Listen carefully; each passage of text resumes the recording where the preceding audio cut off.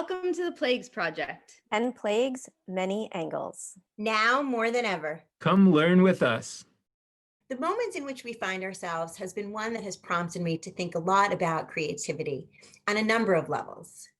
I've personally felt a creative surge during these months of the pandemic, and I've watched as friends and colleagues have produced remarkably creative works of arts and ideas. And more broadly, I've wondered whether such a global plague can give rise to creativity on a broader scale. Israeli novelist Etgar Keret recently told an interviewer, "Life typically consists of a series of actions dictated by compulsive behavior that pushes us to do the same things over and over. Coronavirus has broken this force of inertia. It's like a big slap in the face. Suddenly we see more, things we didn't see before." Keret's point is that the disruption itself, painful and traumatic though it may be, also provokes us to look at things differently. Suddenly, the familiar, the routines, the regularities, the normal are all gone, and we have no choice but to look at the world afresh. Keret went on to say, "My father used to say that even if obviously he preferred the easy times, we learn the most about ourselves in difficult times. And in hindsight, those times are the most interesting." These thoughts and questions have led me to think about ways of anchoring this moment, of looking for precedents in Jewish texts and history for the connection between plague and creativity. One central question is, how can we impose or perceive order within a chaotic world? Missing our schedules, our structures, how do we anchor ourselves? And here I want to start with the biblical story of the plagues and the question of how many plagues were there in Egypt? This is a more difficult question than it seems, and different writers have answered it in different ways. For example, in Psalm 105 and Tehillim Kuf Hey, the poet says that God performed God's signs among them, God's wonders against the land of Ham in Egypt.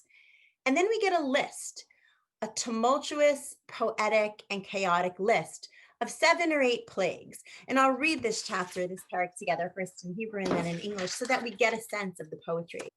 Shalach choshech vayachshich v'lo maro dvaro, hafach et memehem l'dam vayamet et zigatam, sharatz artzam tzvarzeim b'chadrei malchehem, amar vayavo arov kinim b'chol gvulam, natan gishmehem barad esh lahavot b'artzam, vayach gafnam u'te'inatam v'shaber etz gvulam, Amar vayavo arbe v'yelek ve'ein mispar, vayochal kol esev ba'artzam, vayochal pri admatam, vayach kol bechor ba'artzam, reshit l'cholonam. He sent darkness. It was very dark. Did they not defy his words? He turned their waters into blood and killed their fish. Their land teemed with frogs, even the rooms of their king. Swarms of insects came at his command, lice throughout their country. He gave them hail for rain and flaming fire in their land. He struck their vines and fig trees, broke down the trees of their country. Locusts came at his command, grasshoppers without numbers. They devoured every green thing in the land. They consumed the produce of the soil. He struck down every firstborn in the land, the first fruits of their vigor. And a different, if equally messy list is found in Tehillim Ayin Chet, Psalm 78, how he displayed his signs in Egypt, his wonders in the plain of Tzon. He turned their rivers into blood. He made their waters undrinkable. He inflicted upon them swarms of insects to devour them, frogs to destroy them. He gave their crops over to grubs, their produce to locusts. He killed their vines with hail, their sycamores with frost. He gave their beasts over to hail, their cattle to lightning bolts. He inflicted his burning anger upon them, wrath, indignation, trouble, a band of deadly messengers. He cleared a path for his anger. He did not stop short of slaying them, but gave them over to pestilence. He struck every firstborn in Egypt, the first fruits of their vigor in the tents of Ham. Despite the rhythms of the Hebrew poetry and the shared climactic moment, these lists are tumultuous, unstructured, messy, and agitated. And this is, I assume, the point. Living through a cataclysm of biblical proportions does not allow for reflective, ordered thinking, and the poets convey this through the hurried, wrathful lists of catastrophes. But a very different picture emerges from the most famous description of the Egyptian plagues, the narrative found in Sefer Shemot in the book of Exodus. Here, the number is 10, and more importantly, the structure is clearly delineated, elegantly crafted, and crisply conveyed. Each plague comes in turn. Each has a beginning and an end. And the question is, do real plagues work this way? No, of course not. But these do. And there are larger structures in the narrative of the biblical plagues as well. Some see a pattern of 3 plagues, then another 3, then another 3, and finally a single climactic one. Nechama Leibowitz and other commentators point out that within each of the triplets, the first 2 come with warnings. The third does not. In each set, the first 2 target specific places. 1 and 2 target the Nile. 4 and 5 target the land. 7 and 8 come from the sky.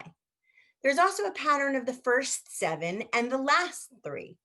This is true literarily, and also, as Dr. Yoni Grossman has argued, true ideologically.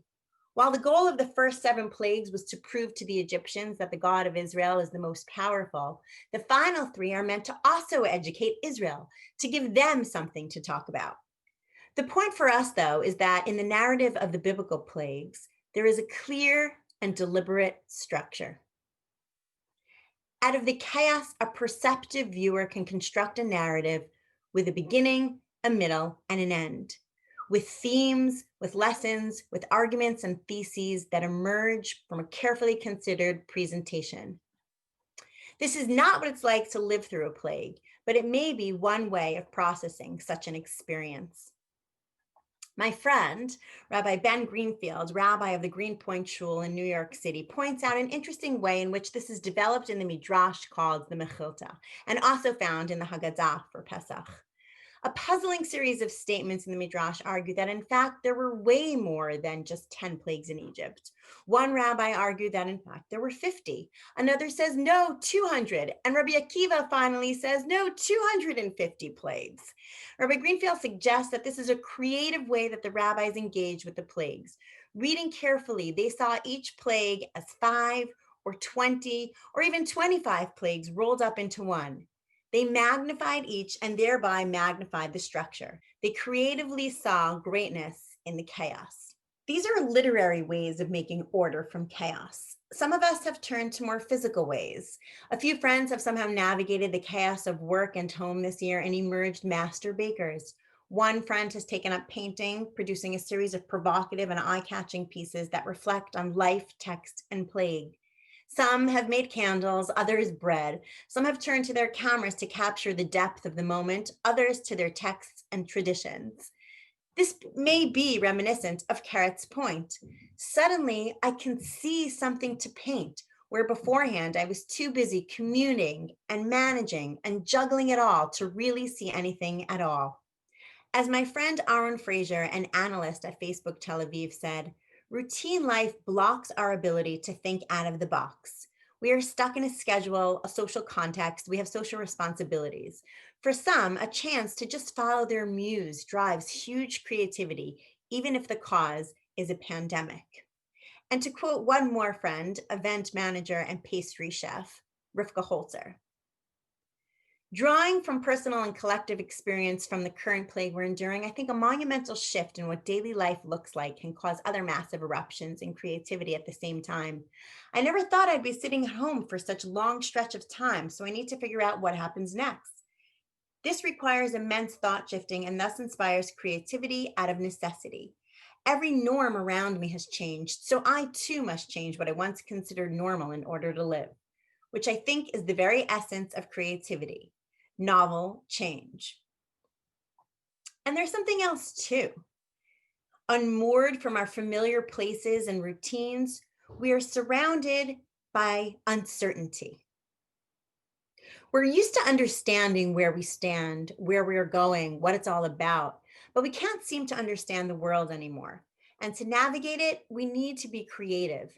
And that means that we can start experimenting again, engaging in play again. Could it be that uncertainty leads to creativity? Perhaps that very sense of unmooredness allows our minds to wander, opening up new avenues and modes of thinking, of processing, of ways of being in the world. Some people have even wondered whether this can happen on bigger scales. There was a lot of talk this year about how the Black Death in 14th century Europe paved the way for the Renaissance.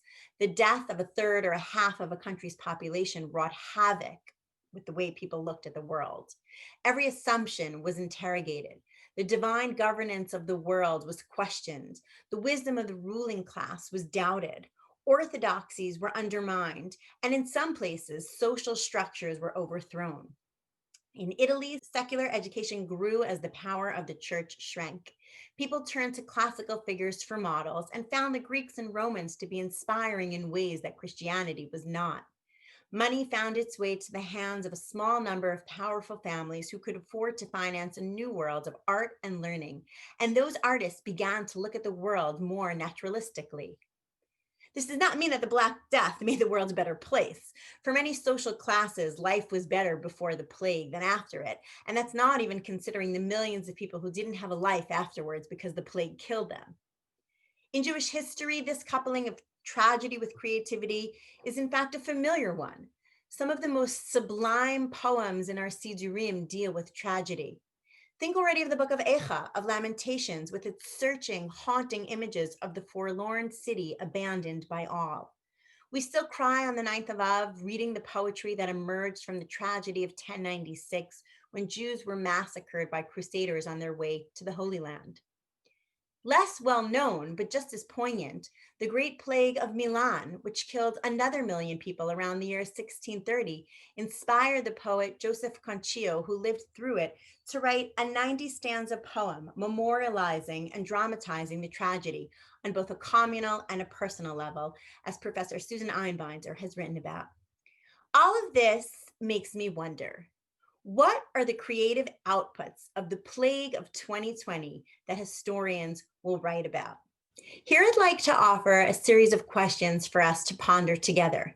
There are many more, but here's just a selection for us.